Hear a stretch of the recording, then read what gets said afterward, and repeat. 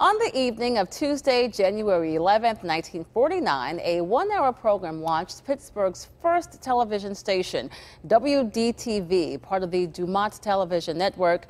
That station eventually became known as KDKA. We want to take a look back at some of the memorable programming that has helped solidify KDKA's place in television history.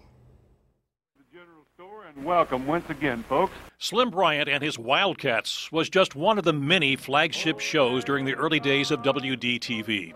There was also the Buzz and Bill Show, Kay's Kitchen, the Florence Sando Manson Show, the Gene Conley Show, and the Wilkins Amateur Hour and the Easy Credit Ranch Girls.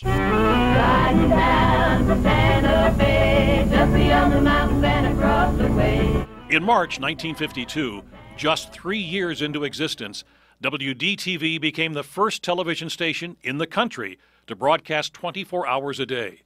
2 years later, Dumont sold the station to Westinghouse, which moved the station to the brand new Gateway Center and changed the call letters from WDTV to KDKA, aligning the television station with America's first radio station and cementing its commitment to local programming. Don't I know you? KDKA has long been committed to helping and educating children, with early programs like Josie Carey's Storyland and Funsville, Mitzi's Kitty Castle with Mitzi Steiner and Hank Stoll, and in later years, The Trolley Show and Let's Read a Story. Semi-final playoff action here on Hometown Haiku. In the late 90s, KDKA launched a high school quiz show, first with Quizmaster Ken Rice, and now Rick Dayton.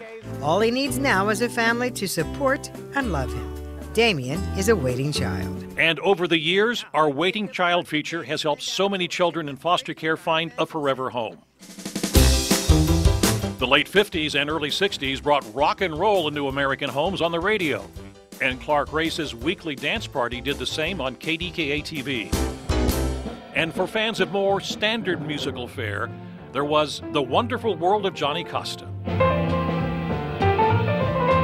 The 60s brought several talk shows to the airwaves, shows like The John Reed King Show and The Marie Torrey Show, hosted by one of America's pioneering female journalists. The criteria really has to do with looks more than ability. In 1968, KDKA launched The Yvonne Forston Show, making her the first black reporter to have her own TV show. A decade later, another pioneering show hit the airwaves. Good evening and welcome to a very special edition of Vibrations. I am Lynn Hayes Freeland. Vibrations created a weekly forum for the local African American community. Eventually, the show was renamed The Lynn Hayes Freeland Show, and it continues to be a beacon within the community. Evening Magazine. In the 1970s, Evening Magazine gave us a radical new concept, a magazine on television. The show took hosts Dave Durian and Donna Hanover, and then later John Burnett and Liz Miles, all over the country and around the world. It also helped launch the career of comedian Dennis Miller, getting him his own show on KDKA. Evening Magazine ended its 13-year run. For the last time, have a great evening, everybody. With John Burnett and Mary Rob Jackson going out the same way Dave and Donna came in a hot air balloon. This is Your Pittsburgh. In 2012, a new type of magazine show, Your Pittsburgh, with hosts David Highfield and Kimberly Gill. Susan Copen now co-hosts with David, taking us all over the city to show us what makes Pittsburgh so special.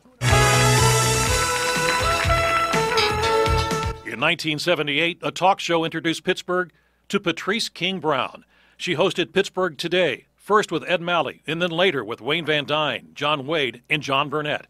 The show had its share of fun and silly moments, but it also covered serious topics, like this interview Patrice did with an admitted rapist. I think you know from looking in your eyes the pain and the anguish and the awful thing that this is that you've done. Do you like you? Pittsburgh Today in the afternoons ended after 11 years. But the concept eventually returned in 2002 as a morning talk show called Pittsburgh Today Live. Jennifer Ann Koviak signed on as the first host, and then Christine Sorensen took the reins for more than a decade. And now Heather Abraham comes into your home every morning at 9. From the most trusted names in local news, KDPG Sunday Edition. For nearly 20 years, KDKA has had a strong partnership with the Pittsburgh Post-Gazette, including our weekly KDPG Sunday Edition. Welcome to the Sunday Business page. KDKA also continues to provide unique business news on the Sunday Business page. Bill Flanagan began that show in the 90s, and John Delano continues it today. I'm your ringmaster, Bob Pompiani, and we have a lot to get into tonight. In the City of Champions, we have had an abundance of sports programming over the years, from the nightly sports call to the sports showdown to countless other shows dedicated to our sports teams and sporting events. At KDKA, informing the public is the core of what we do. But we know giving back to the community is just as important, and nothing symbolizes our long-standing commitment to that more than two of our longest-running traditions. Over 40,000 tables. We'll have a turkey tomorrow. We'll have a Thanksgiving tomorrow. The KD Turkey Fund dates back 37 years. The idea of Al Julius to make sure our neighbors in need have a warm Thanksgiving meal. Wayne Van Dyne and Yvonne Zanos later picked up Al's mantle, and now all of us here at KDKA continue their mission. But perhaps KDKA's greatest community service project is the Children's Hospital Free Care Fund Benefit Show. For a remarkable 65 years, KDKA has hosted that show during the holidays with the goal of making sure no child is denied medical care.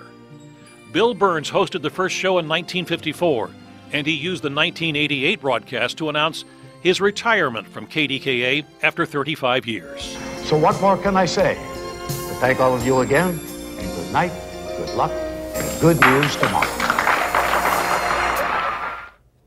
Of course, those are only some of the programs we've aired here on KDKA over the past 70 years. As you can see, 7 decades is a very long time.